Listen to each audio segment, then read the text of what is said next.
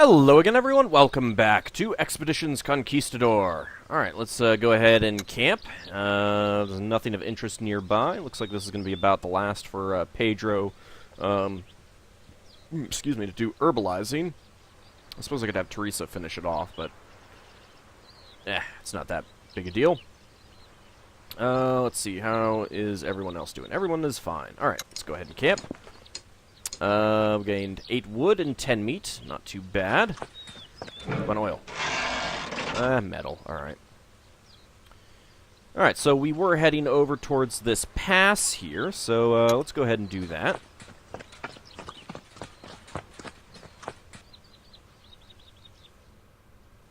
Alrighty.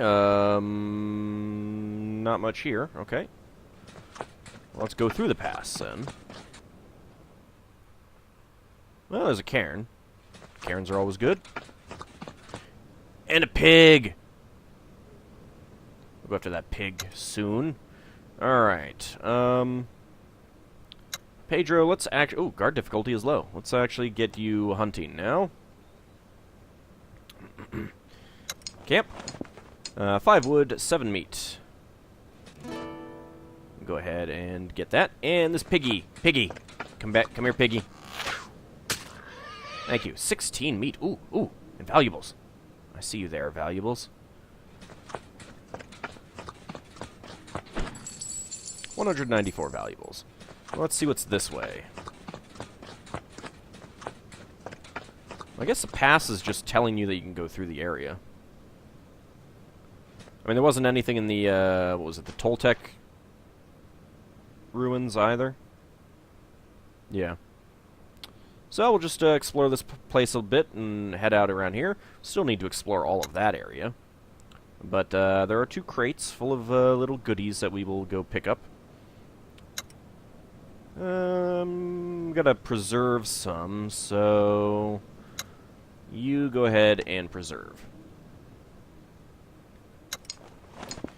8 metal, 10 meat, gained 8 rations from preserving.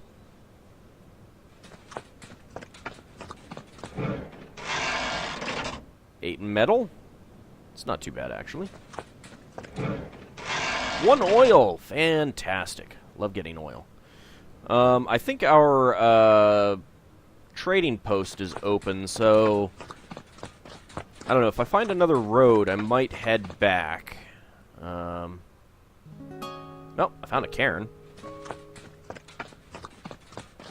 Cairns are good. Let's go ahead and camp. Nothing to preserve, so, Anacauna, you, get back onto hunting.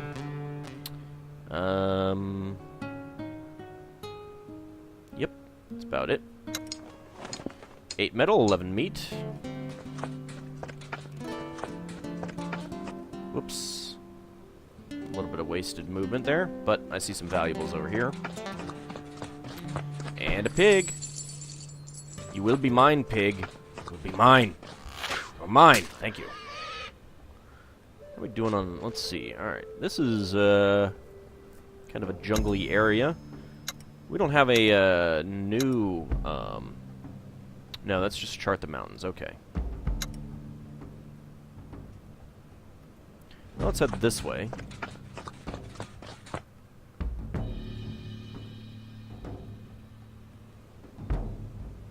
There's a box down there I suppose we could go get. Let's go do that. We need to preserve, so...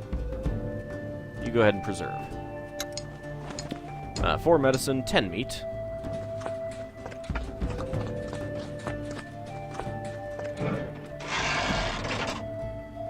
Two oil. Nice. Alright, it looked like there was a little path up these mountains here, so... Might be some herbs. Herbs are good. I was hoping for some valuables, but can't have everything. Get back on the hunting. 157 valuables and 11 meat. Not too shabby. We got 7 herbs out of that, though.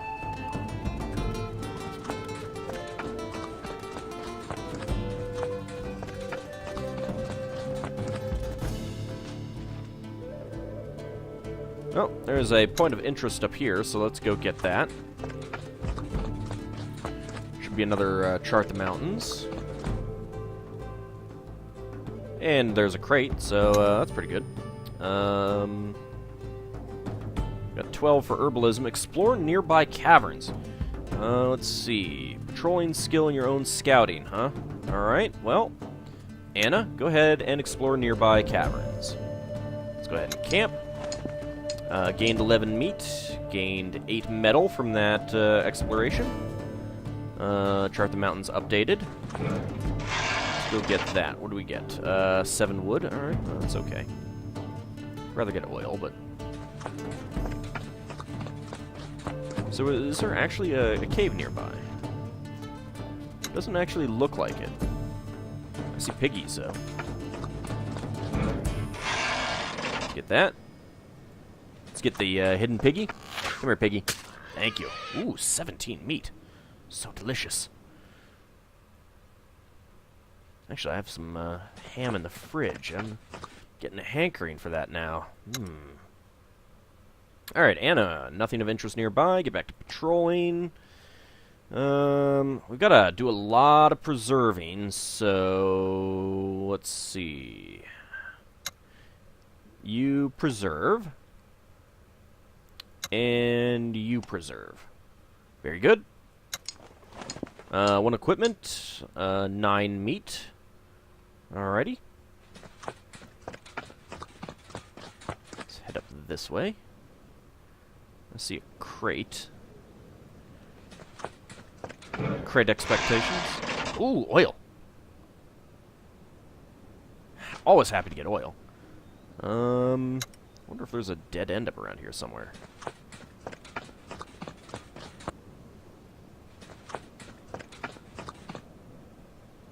Ah, I thought so.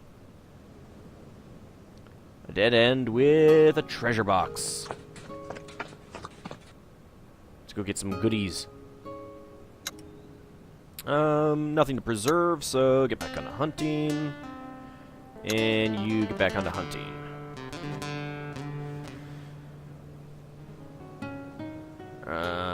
Yep. That's good. Gained 7 oil, 11 meat. 170 valuables.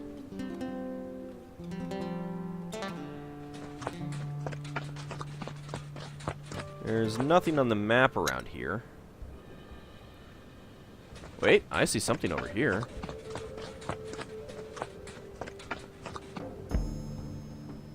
Oh my.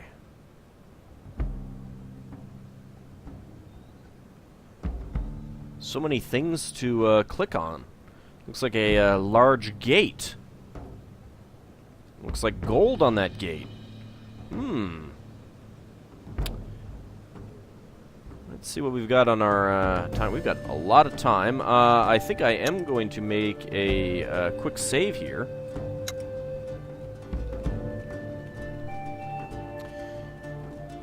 So I know what this is, and I don't want to screw this up. Sun Pillar 2. The pillar is surrounded by engraved glyphs. It seems to be chronicling an event. Try to translate the glyphs. With the help of Kakama, you were able to make sense of the engravings. It seems to tell the story of the creation of the second world. From the void, the first world was created. From the void, the first world was created. The gods created the waters, the mountains, the forests, and the animals. But a hungry sea monster consumed their creation, and all their work was for naught. The gods had to make war against the monster, and after an endless struggle, they were at last victorious. The gods created the world on top of the great beast, and the first people were formed to populate the new world. But the world was in darkness, as there was no light in the universe. Nothing could live, and nothing could grow without it. The great god of the north, Tezcatlipoca, saw this and sacrificed himself to become the first sun. This sparked the start of the first age, and it was a prosperous time. The people thrived and revered their gods, but this would not last, as the gods were fickle and quick to anger. The first sun was destroyed by a rivalry among the gods, and in his rage, Tezcatlipoca commanded the Tehuantl to eat all the people in the world. Thus ended the first age of the sun. Alright, so we can read the glyphs again. Leave. We've got Sun Pillar 4. The pillar is surrounded by engraved glyphs. It seems to be chronicling an event. Try to translate the glyphs. Together with Kakama, you set about interpreting the engravings. It seems to tell the story of the creation of the fourth world. After the third age, no light shone on the world. The beautiful goddess... Oh, this is one that I always hated. Chalchehuitlekue. Too many syllables. Took charge and sacrificed herself to become the fourth sun. Chalchehuitlekue shone brightly in the sky, her jade skirt giving warmth and light to the people who once more thrived on earth. She was as loving as she was loved, and the fourth age of the sun was a bountiful age. But this could not last, as the gods grew jealous of her adoration. They accused her of deceiving her people, alleging that her kindness was dishonest and that she egotistically acted only to receive praise. Upon hearing this, the jade-skirted one was so heartbroken by their accusations that she cried blood for half an age. Wow, that's it's even worse than making Momo sad. Drowning all the creatures on Earth. As she could no longer bear the allegations against her, she returned to Earth, thus ending the fourth age of the sun. Alright, so I assume that this is going to be the pillar number 1. Alright, let's go ahead and try to translate the glyphs. With the help of... Oh, interesting. Now we have got Enakawana helping us. You were able to make sense of the engravings. It seems to tell the story of the creation of the first world. From the void, the first world was created. The gods created the waters, the mountains, the forests, and the animals. But a hungry sea monster consumed their creation, and all their work was for naught. The gods had to make war against the monster, and after an endless struggle, they were at last victorious. The gods recreated the world on top of the great beast, and the first people were formed to populate the new world. But the world was in darkness, as there was no light in the universe. Nothing could live, and nothing could grow without it. The great god of the... Wait, what? Isn't this the exact same as Sun Pillar 2?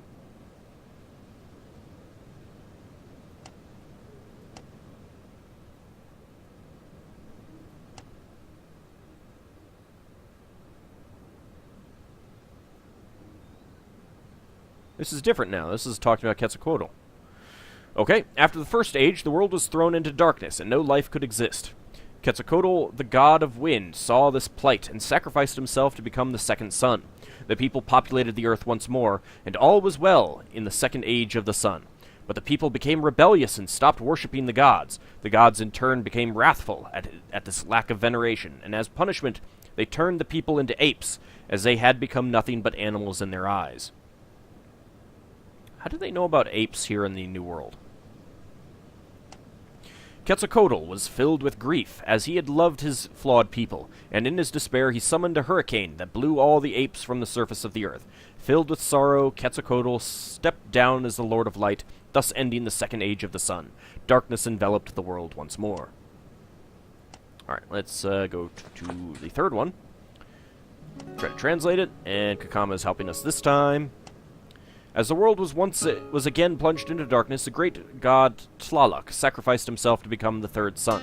The people populated the earth once more, but their fate was as always at the mercy of the gods. When Tlaloc's wife was stolen from him he turned to despair, and a great drought followed, as no rain fell on the soil. The people begged him for rain, but in his grief-stricken rage, Tlaloc made it rain fire, reducing all life in the world to ashes. As the world burned into cinders, Tlaloc rescinded his position as the solar god, and thus ended the third age of the sun. You know what? Hold on just a second.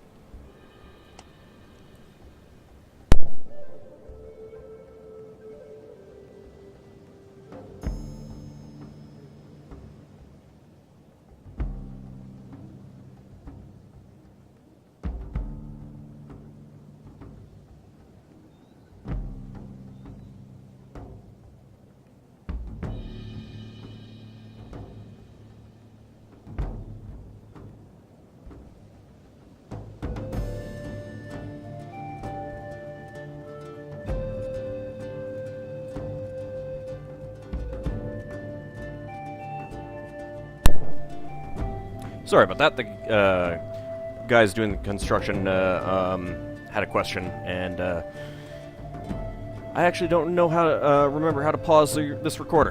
Anyway, so yeah, we've got these 4 pillars. We've got these 3 walls. There are looks like there's some buildings back there. Let's take a look at this wall here. Gilded gate left wall. The walls on the left side of the massive gate are adorned with 4 marvelous engravings, each shimmering with gold. Ooh, gold. I like gold. Examine the first engraving. Depicted as a fabulous young boy, adorned with a golden shirt and jade jewelry. He's described as... Is there a T in there? No. Xochipilli, the flower prince, god of art, games, and dance. He is sitting in a bed full of the most exquisite flowers your eyes have ever seen. Examine the second engraving. You can see a beautiful woman engraved out of glittering collections of gemstones, her skirt adorned with numerous flakes of jade. She is described as the jade-skirted one whose name I'm not going to try pronouncing again. The goddess of rivers and streams. Her face is adorned with a benevolent smile, with eyes that seem to gently but sternly stare into your soul. Among her feet you can see a wild stream of water, with waves of pearls splashing up against her legs. Let's examine the third engraving. A dog-headed creature stares at you, reaching out towards you with shriveled, spindly hands. His fingers are chewed to the bone, and he wears jade-adorned plates on his knuckles. He holds his left hand in front of him, with the palm turned upwards, in a seemingly welcoming gesture. He is described as Xolotl, the guide of the dead. Among his feet, you can see several dogs leading the souls to their final resting place. Let's examine the fourth engraving. Engraved is a one-legged muscular man with 2 stripes crisscrossing his chiseled face. One of the stripes is made out of gold, while the other seems to be made out of black pearls. He seems to have lost his left leg in battle, as it ends in a bloody, jagged stump. In his left hand he brandishes a magnificent shield, and in the other an absolutely monstrous makuatl, which is the obsidian sword. He is described as Tezcatlipoca, Lord of the North and God of Judgment, and is wearing a jaguar skin made purely out of precious gemstones.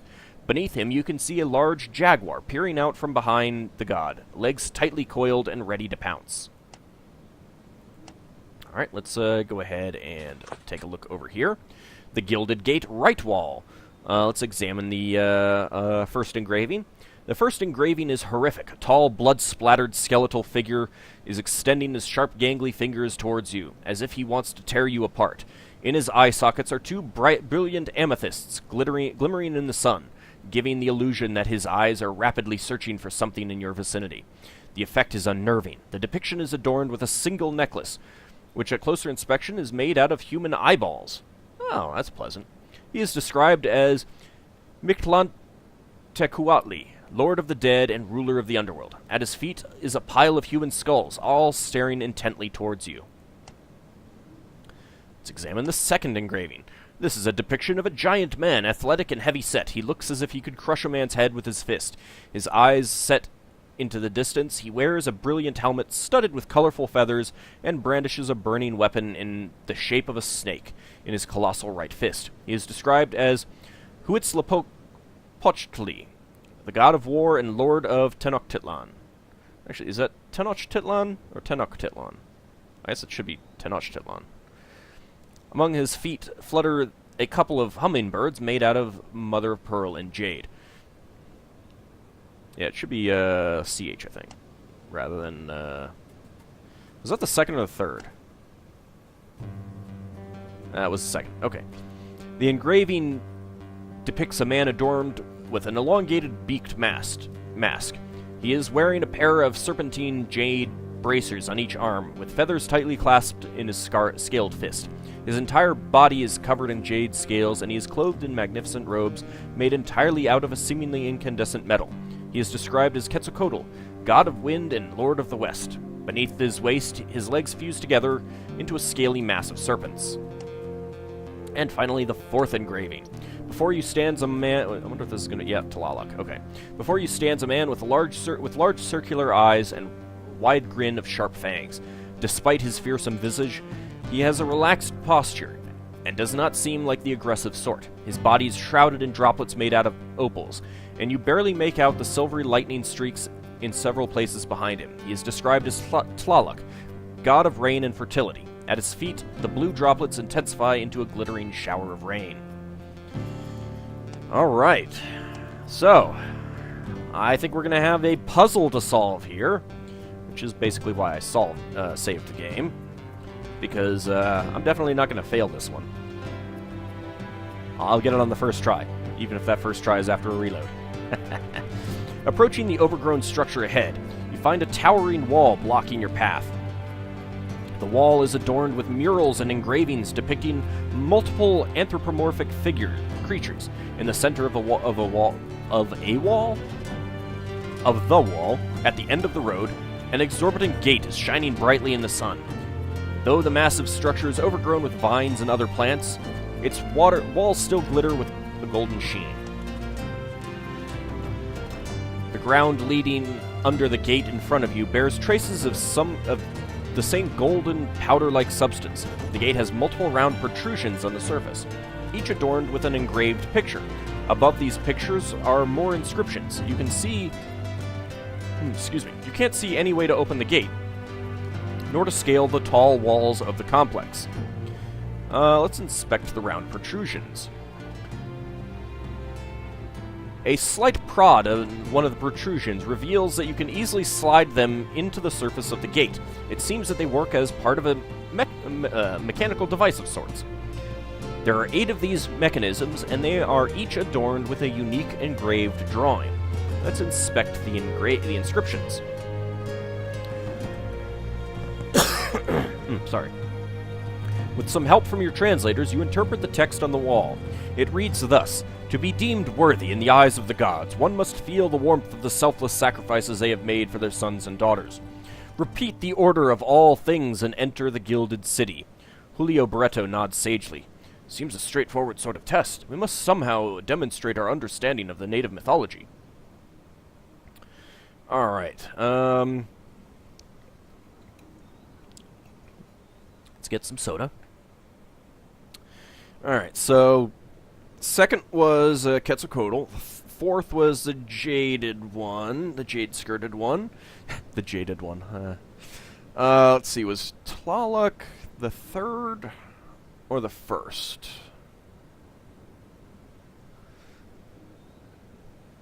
Alright, let's double check that. So that's 1, 2, 3. Alright, let's double check this. Alright, let's see. Just Catlapoca, okay.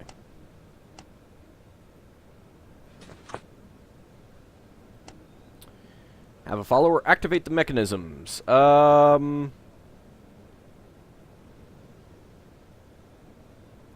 Totally have a... I don't know. Someone that I don't care that much about. No, Juan. Oh, okay. That's right, okay, so... It's not going to be the flowers, that's out. The skull is out. The rain is going to be Tlaloc.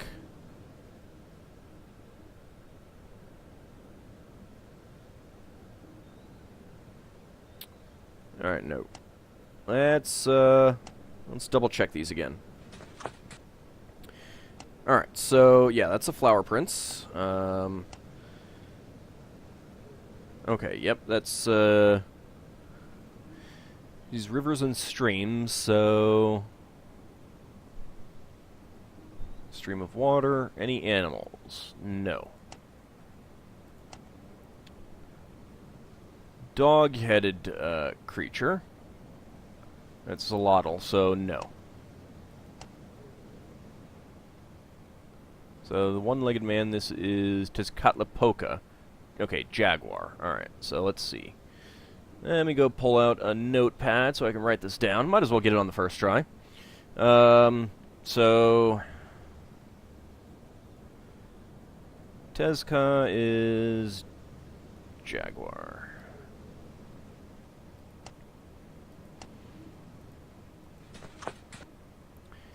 Alright, first engraving is... yeah. Mictlanta Kuatli. Second is going to be... Huitzilopochtli, which is snake. Okay, so...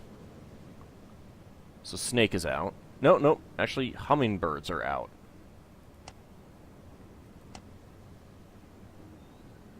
The beaked mask is going to be Quetzalcoatl, and he should be snake. And Tlaloc is rain. Are there any animals associated with him? Doesn't look like it. Alright, let's double check this again. Alright, so Tezcatlipoca is first, so it's going to be jaguar, snake, I think it was a rain and then streams or something like that, so let's see. Let's check this now. Alright, Juan. Okay, so we've got waves, we've got a rain cloud, snake, and jaguar. Okay, so, yeah, jaguar is going to be first. Jaguar stone slides into its recession. Then snake. A snake stone slides into its recession. Then we want the rain cloud. And then the waves. Gain 50 experience points. When Juan presses the fourth button, the rest of the buttons slide into the gate, and a loud creaking sound betrays the inner workings of old machinery. Your procession takes a step back when the enormous door slides aside with a low groan and reveals the entrance to a gleaming city beyond. Oh my. Now, I think that we're going to be doing all of that in the next episode. See you then, everyone.